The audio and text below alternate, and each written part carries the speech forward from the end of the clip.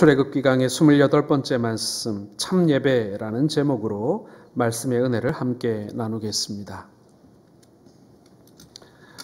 하나님께서 애굽에서 탈출한 이스라엘 백성들에게 기대하신 것이 무엇일까요? 하나님께서 이스라엘 백성들을 그곳에서 구원해낸 이후에 광야의 삶을 이끌어 주시면서 분명 이스라엘 백성들에게 기대하는 바가 있으셨을 것입니다. 출애굽기는 40장으로 구성되어 있습니다.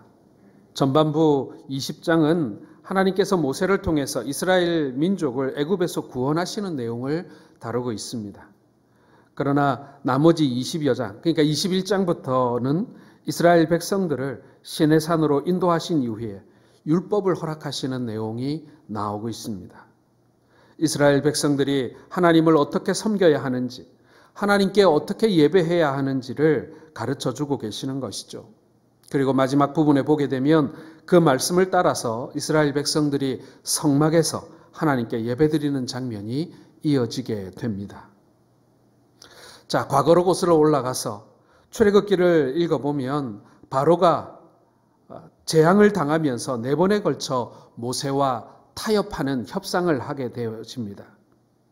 그 장면들을 자세히 살펴보면 이 바로의 타협이 제사, 곧 예배와 관련이 있다라는 사실을 우리는 기억하고 있으실 것입니다. 하나님은 이스라엘 백성들을 애굽에서 이끌어내서 시내산에서 그리고 가나안 땅에서 하나님을 섬기는 백성으로 삼기를 원하셨습니다. 그런데 바로가 이 과정을 끈질기게 방해했고 또 타협안을 내놓으면서까지 이스라엘의 이 예배를 방해했던 것입니다. 가로막고 있었던 것이죠. 사랑하는 성도 여러분, 예배는 이스라엘 백성들에게도 그리고 우리 그리스도인들에게도 너무나 중요한 것입니다. 드리는 것이 문제가 아니라 잘 드려야 합니다. 제 평생에 하나님께 가장 깊이 집중했던 예배가 생각이 납니다. 해군 훈련소에서 훈련을 받을 때였는데요. 훈련을 받던 중에 한 건물에 청소 작업을 하기 위해서 들어갔습니다. 그런데 그곳에서 같이 입대한 고향교회 친구를 만나게 된 거예요. 잠시 동안이지만 둘만 있는 방에 들어가서 진지하게 손을 맞잡고 기도하고 잠깐이지만 예배했던 그런 기억이 있습니다. 그렇게 해서 기도를 하고 또 그 시편하고 요한복음만 들어있는 이 포켓 성경 있지 않습니까? 그 성경을 열어서 말씀 한 절을 읽고 예배를 하는데 갑자기 문이 벌컥 열리면서 교관이 들어온 거예요. 이제 딱 걸린 거죠. 이제 엄청난 기합을 받을 각오를 해야 합니다. 얼마나 놀랐는지 몰라요.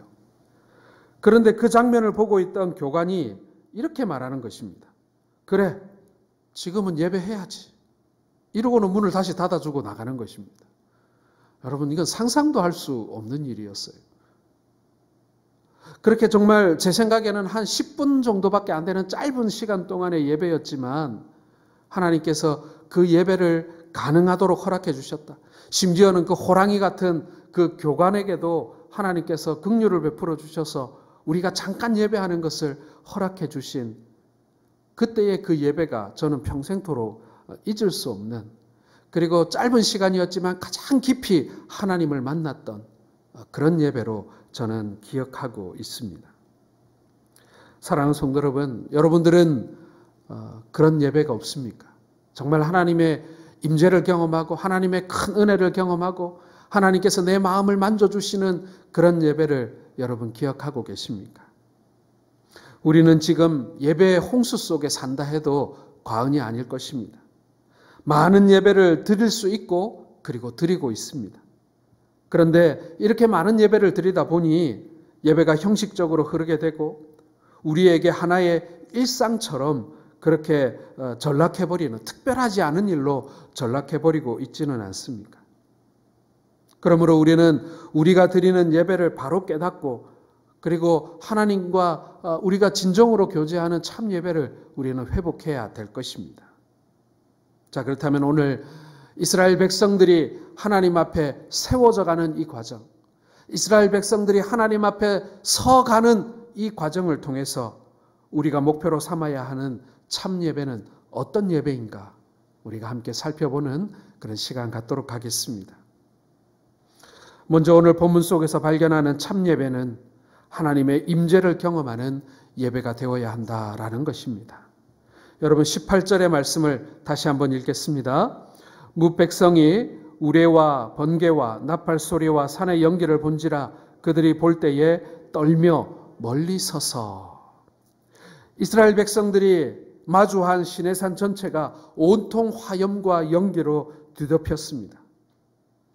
즉 하나님께서 불 가운데 임하셨으므로 초자연적인 현상이 시내산을 덮었던 것입니다. 이에 대해서 신명기 4장에서는 하나님의 영광의 광채가 마치 맹렬히 타오르는 화염과 같이 온 산에 충만히 퍼져 있었다 이렇게 묘사하고 있습니다. 저는 아마도 제가 상상할 수 있는 그런 그림을 생각해 보자면 막 분화를 시작한 화라산 같지 않았을까 저는 그렇게 한번 상상을 해봅니다. 모든 이스라엘 백성들이 하나님께서 이스라엘을 만나기 위하여 시내산에 임재하셨음을 두 눈으로 확인할 수 있었던 것입니다. 사랑하는 성도 여러분, 지금 팔공산이 갑자기 분화를 하면서 말이죠. 거기에 막 화염이 임하는 그런 장면을 우리가 눈으로 볼 수는 없을 것입니다. 그러나 하나님의 영이 우리 가운데 임재하고 계심을 우리는 믿어야 할 것입니다. 하나님이 오늘 우리 가운데 함께해 주셔서 우리의 기도를 들으시고 우리에게 말씀하시고 우리와 교제하기를 원하시고 우리 가운데 충만하기를 원하시는 그 하나님의 임재는 바로 산을 화염으로 채우는, 사람들은 감히 근접할 수 없는 그 놀라운 영광의 광채가 충만한 그 모습임을 여러분 우리가 인식하고 우리가 그것을 깨달아야 할 줄로 믿습니다. 예수님은 요한복음 4장 24절에 하나님은 영이시니 예배하는 자가 자기 영과 진리로 예배할지니라 라고 말씀하셨습니다. 예, 하나님은 영이십니다. 그러므로 하나님의 임재를 눈으로 확인할 수는 없지만 하나님의 영의 임재 가운데 우리가 그 임재를 예배 가운데 경험할 수 있어야 한다라는 것입니다. 그래서 예배자도 신령과 진정한 마음으로 하나님 앞에 예배해야 하는 것입니다.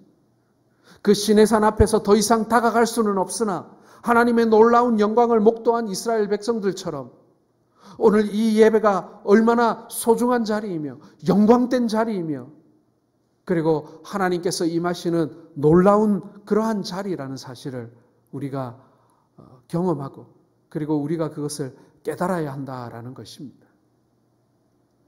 그런데 여러분 우리가 몇 가지 오해를 하고 있어요.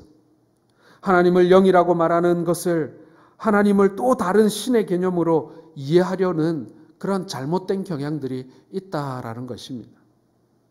이런 경향은 하나님의 임재를 경험하는데 무슨 다른 신령한 것이 있는 것으로 오해하는 것입니다. 가령 이런 것이죠. 소위 무당들은 접신을 해야 무당이 될 수 있다고 얘기합니다. 그래서 접신한 무당을 강신무당이라고 하고 접신을 하지는 않았지만 학습을 통해 무당일을 하는 사람을 학습무당이라고 부른다고 합니다. 접신이란 귀신의 영향을 받는 것을 의미합니다. 그렇게 귀신에게 사로잡히게 되면 신기한 일이 벌어지죠. 작두를 탄다거나 높이 뛰어오른다거나 장시간 구판을 벌려도 피곤하지 않다든가 하는 그런 보통 사람의 체력으로는 능력으로는 감당할 수 없는 것들을 하는 것을 보게 되는 것입니다. 불행하게도 교회에 이런 무속의 신앙의 영향이 침투하고 있는 것을 간혹 볼 때가 있습니다. 하나님의 임재를 마치 그 무당들이 접신하는 정도로 이해하려는 그 정도로밖에 이해하지 못하는 아주 저급한 그런 이해를 하는 것을 볼 때가 있습니다. 여러분 그것은 잘못된 거예요. 어떤 영상을 보니까요. 이 성령께 사로잡혀서 이 글씨를 쓴다는 이 사람이 눈이 막 뒤집힌 상태로 막 알아볼 수 없는 글들을 막 칠판에 쓰는 것을 본 적이 있습니다. 그리고는 그게 하나님의 성령의 말씀이라고 자기 나름대로 해석을 해주고 읽어주는 거예요. 그것은요, 성경이 말하고 있는 하나님의 임재가 저는 아니라고 확신합니다. 아주 저급한 모습입니다. 무아지경에 빠져서 자신의 영혼을 조절하지 못한 채 하나님의 임재를 경험할 수는 없습니다.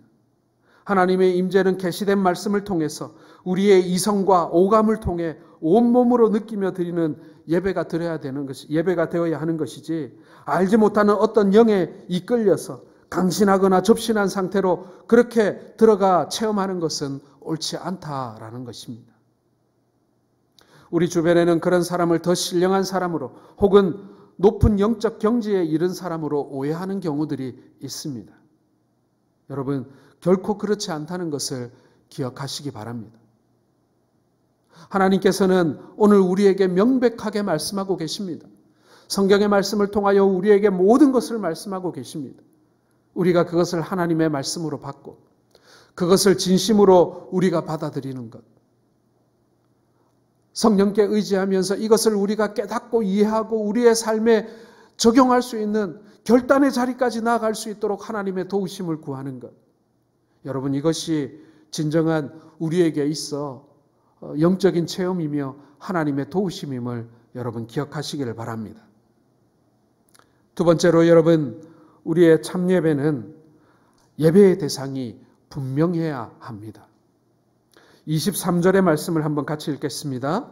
시작. 너희는 나를 비겨서 너희를 위하여 신상을 만들지 말고. 우리의 예배의 대상은 계시된 말씀의 주인이신 하나님이어야 합니다. 결코 다른 대상이 우리의 믿음의 대상이 될 수는 없다는 것이죠. 사람들은 연약한 존재입니다. 그래서 별것 아닌 것 가지고 그것을 의지하려는 그런 경향이 있습니다. 쉽게는 소위 부적이라고 하는 것, 아니 부적에 가까운 어떤 것을 우리가 의지할 때가 있어요. 가끔 이제 젖먹이를 막 벗어난 아이들을 보게 되면 애착담요라는 게 있습니다. 혹시 여러분들 자녀들이나 손주들 중에 그런 장면을 본 적이 있을 거예요. 어릴 때 아이를 젖먹일 때나 혹은 재울 때 사용한 베개 혹은 담요 같은 것들을 아이들이 굉장히 집착하고 그거 이렇게 안고 안 있으면 잠 못 이루는 그런 아이들이 있습니다. 그런데 커서도 그래요. 커서도 어디 여행을 가거나 혹은 이미 이제 청소년기를 이제 접어들어 가지고 충분히 그것을 이해함에도 불구하고 머리맡에 그것을 두거나 아니면은 가까운 곳에 그것을 두어야만 이 마음이 안심이 되는 그러한 아이들이 간혹 있습니다. 그것을 우리가 설명하는 것은 쉽지는 않습니다만은 사실 우리가 신앙적으로도 그런 대상을 하나쯤 삼을 때가 간혹 있는 것을 보게 되어집니다. 여러분, 항상 예배할 때는 이게 있어야 되고 항상 몸에는 그것을 지녀야 마음이 든든하고 이게 있어야 하나님이 나와 함께 하시는 것 같고, 여러분, 그것도 잘못하면 일종의 부적이 될 수 있다는 사실을 우리는 경계해야 하는 것입니다. 어느 날 인생을 살다가 우리에게 위기가 찾아올 때가 있습니다. 그럴 때 인간은 불확실한 자신의 미래가 궁금해져 점쟁이를 찾아갑니다. 점쟁이는 신령한 척하며 불확실한 미래의 돌파구를 제시합니다. 그것 중에 하나가 뭐냐면 바로 부적이에요. 그것을 지갑 속에 혹은 베개 속에 자신이 타고 다니는 자동차 안에 집안의 문설주에 걸어두거나 붙여두면 안전할 것이라는 이 점쟁이의 말은 결코 무시할 수 없는 말이 되어서 결국에는 몇십만 원 혹은 몇백만 원이나 되는 부적을 사서 몸에 지니고 붙여두고 그러게 되는 것입니다. 의지하게 되는 것이죠. 결국 인간의 나약한 모습을 단적으로 보여주는 한 장면이라고 할 수 있을 것입니다. 사랑하는 성도 여러분, 우리의 예배의 대상은 하나님이어야 하는데 어떠한 형상을 만들게 되어 그것을 하나님의 형상인 양 우리가 삼아버리게 되면 하나님의 본질은 잃어버리고 우리는 그 형상에 의존하기 시작하게 되는 것입니다. 이성이 냉철한 사람도 그런 일은 없을 것이라고 장담을 하지만 결코 아무것도 아무도 자신할 수 없는 일이라는 사실을 발견하게 되는 것입니다. 그렇게 애착하고 집착하는 사람들을 우리가 볼 수 있어요. 아닌 것 알면서도 메어 달리는 거예요. 포기하지 못하는 것입니다. 산에 오를 때 돌무더기가 많고 마을 입구에 서 있는 장승들과 솥대들이 있고, 그리고 우리 생활 이곳저곳에 우리는 말도 안 되는 것들을 붙잡고 그들의 힘을 믿어보려고 합니다. 아니, 백보양보해서 저게 없어지거나 저걸 없애버리면은 혹시나 벌받지 않을까, 재앙이 임하지 않을까, 그러한 근거 없는 불안감에 우리가 사로잡힐 때가 있는 것입니다. 오늘 하나님께서는 애굽을 떠난 이스라엘 백성들에게, 그리고 오늘을 살아가는 우리들에게, 예배하는 우리들에게 그것을 결코 방관할 수 없으신 분이시다라는 것입니다. 여러분, 이스라엘 백성들이 애굽을 떠나서 광야에 나왔어요.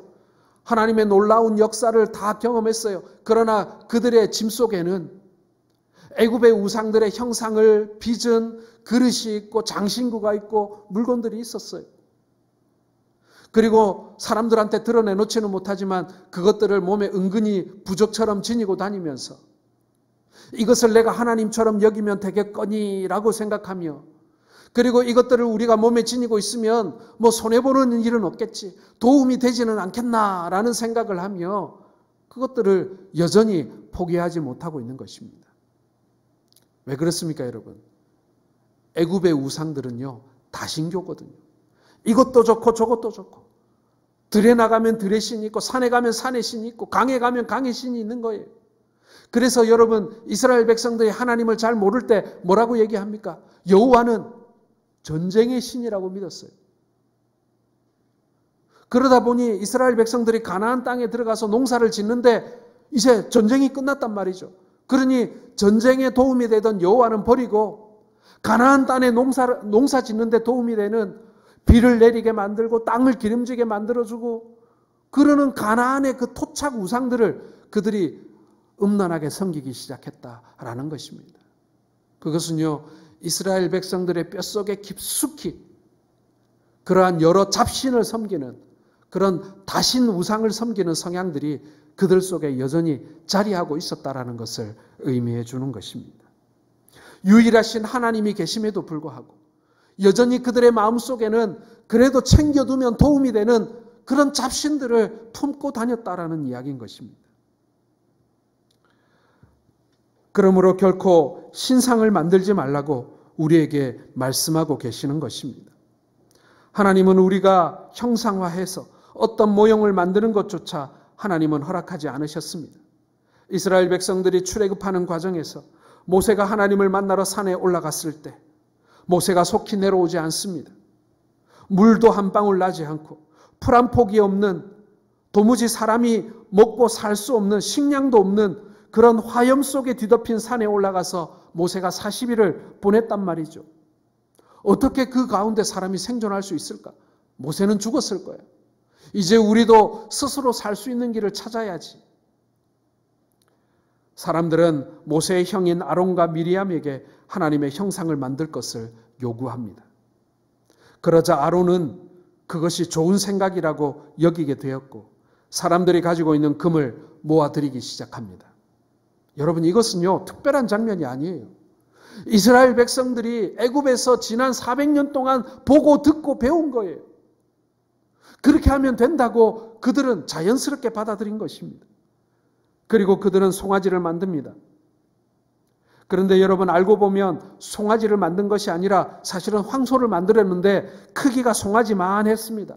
그래서 송아지라고 부르는 거예요.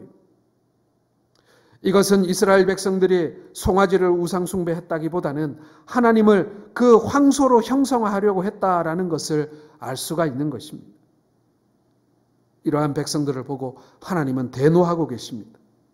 창조주 하나님을 인간이 만든 형상으로 상징하거나 정의할 수는 없는 것입니다. 시작은 어땠을지 모르지만 결국에 가서는 좋지 못한 결과가 나타날 때가 많이 있습니다. 그 중에 하나가 하나님을 형상화하려는 것입니다. 사랑하는 성도 여러분, 우리의 예배의 대상은 오직 하나님 한 분이심을 믿으시길 바랍니다. 그 하나님께 집중하며 나아갈 때 여러분, 혹 우리가 그 하나님보다, 영이신 하나님보다 우리가 더 사모하거나 더 의지하거나 그것을 대신하려는 무엇이 없는지를 생각해 보아야 합니다. 우리의 마음속에 최고의 지위를 차지할 분은 오직 하나님이십니다. 우상에서 멀리하라 하심은 우상 숭배만을 금하신 것이 아니라 일보 나아가서 하나님만을 섬기라는 절대적 명령인 것입니다. 하나님 외에 다른 신이 없고 만약 다른 신을 두고 섬기면 이는 두 주인을 섬기는 것이라는 겁니다. 그런데 세상에는 자기의 아내 혹은 자녀 혹은 돈이나 명예, 권력, 사업을 우상으로 섬기는 사람들이 많습니다. 저는 요즘 자녀들에게 모든 것을 다 걸어버리는 분들을 만날 때가 많이 있습니다. 이 말은 자녀들을 너무 과하게 사랑한다라는 뜻이 아닙니다. 그리고 자녀들을 사랑하지 말라는 말도 아닙니다. 자녀들이나 그들의 지위를 잘못 생각하는 사람들이 많다는 뜻입니다. 즉 자기 자녀들을 하나님보다 더 중하게 여겨서 하나님을 기쁘시게 하기보다는 자녀들을 더 기쁘게 하려고 애쓴다라는 것입니다. 또한 나의 욕망의 표출이 자녀들을 통해서 나타날 수도 있습니다. 나보다 더 성공하기를, 나보다 사회적으로 더 인정받기를 바라는 나의 욕망이 자녀들에게 반영되기 시작하면 그때부터 우리는 우리의 자녀들을 우상으로 만들어가기 시작하는 것입니다. 예배를 드리는 것도 자녀들이 복받게 하기 위해서, 기도하는 것도 자녀들이 잘되게 하기 위해서. 우리가 하나님 외에 다른 것을 가장 높은 곳에 두게 될 때에 하나님은 수단으로 전락하게 되고 결국에는 하나님이라는 이름을 빙자한 송아지를 우리가 빚기 시작한다라는 것입니다. 여러분, 이것은 나도 자녀도 그리고 가족 모두도 불행해지는 길입니다. 자녀들을 도리어 하나님으로부터 멀어지게 만드는 길이라는 사실을 기억하시길 바랍니다. 마지막으로 여러분, 참 예배는 형식적으로 흘러서는 안 된다라는 것입니다. 25절의 말씀을 같이 한번 읽겠습니다. 시작. 다듬은 돌로 쌓지 말라. 내가 정으로 그것을 쪼으면 부정하게 함이니라. 하나님은 이스라엘에게 예배드리는 장소에 대해서 토단을 쌓으라고 오늘 말씀하고 계십니다. 이 말씀은요, 지나친 외양을 중시하지 않으시겠다라는 그러한 말씀인 것입니다. 하나님은 화려한 성전에 거하시는 분이 아니라 온 세계에 충만하신 분이십니다. 그런데 하나님은 인간의 손으로 만든 어떤 장소에 한정 지어 놓으려고 애를 쓰고 있어요. 사람들이 만들어 놓은 건물 안에 하나님을 우겨 넣으려고 그렇게 애를 쓰고 있는 것입니다. 속된 말로 일주일에 한 번 하나님께 사식을 넣어드리려고 교회 오는 사람들이 생겨나기 시작했다라는 것입니다. 예배당이라는 감옥에 하나님은 가둬놓고 일주일 동안 하나님과 아무 관계없이 살다가 일주일에 한 번씩 마치 재소자들에게 사식 넣어주듯이 예배당에 찾아오는 사람들. 우리가 그럴 수 있다. 우리가 그러한 위험에 빠질 수 있다라는 사실을 여러분 항상 우리는 경계해야 합니다. 예배를 드리는 장소나 형식에 예배의 성패를 거는 것은 아닙니다. 예배의 신학이 초대교회 때부터 지금까지 변한 것은 없습니다. 그러나 시대마다 찬양에 사용되는 음악 형식이 바뀌었고 예배자들의 복장이 바뀌었고 예배당의 건물 양식도 시대와 나라에 따라 바뀌어 왔습니다. 건물도 때가 되면 허물고 다시 지어야 합니다. 여러분, 이렇게 세상이 바뀌고 세월이 지나고 나라가 달라지고 거기에 따라서 바뀌는 것에 예배의 성공과 실패를 걸어서는 안 된다라는 것입니다. 우리는 변치 않으시는 하나님을 경배하는 것입니다. 그러나 얼마든지 비본질적인 시대에 따라 세상에 따라 바뀔 수 있는 것들에 예배의 목을 걸어서는 안 된다는 얘기예요. 무분별하고 부주의하며 경박하게 예배해서는 물론 안 됩니다. 저는 가끔 예배 시간에 가사 좋다고 유행가를 그대로 사용하거나 혹은 설교 내용 가운데 비속어나 욕을 사용하는 것을 저는 정말 싫어합니다. 그러나 습관적이고 화석처럼 굳어져서 감동이 없는 예배도 그것만큼이나 큰 문제라고 하지 않을 수가 없는 것입니다. 저 역시도 간혹 설교를 다시 할 때가 있습니다. 몇 년 전이나 혹은 다른 교회에서 설교한 설교문을 가지고 설교를 2번 할 때가 있는데요. 그때 예전에 은혜 많이 받은 원고를 고릅니다. 그런데 말입니다. 같은 설교 원고를 들고 열심히 설교했는데 그저 냉랭한 예배로 끝날 때가 있습니다. 사랑하는 성도 여러분, 예배는 변화무쌍합니다. 예배는 살아 있습니다. 순서대로만 했다고 해서 성공하는 게 예배가 아닙니다. 똑같은 내용을 설교했다고 해서 동일한 은혜가 임하는 것이 아니더라고요. 그 예배의 한순간순간 우리의 온 마음과 우리의 전심이 담겨 있어야 합니다. 하나님을 향한 간절함이 있어야 합니다. 하나님께서 우리 가운데 역사해 주시기를 바라는 그러한 절박함이 우리 안에 있어야 합니다. 그래야 그 예배가 하나님의 임재가 충만한 예배, 소위 말하는 성공적인 예배, 그런 예배가 될 수 있는 것입니다. 한없이 겸손해져야 하는 것입니다. 여러분, 저는 우리가 함께 지금 드리고 있는 이 온라인 예배가 예전적으로 최선의 예배라고 말씀드릴 수는 없습니다. 이것은 정말 피치 못해서 고육지책으로 우리가 드리는 예배입니다.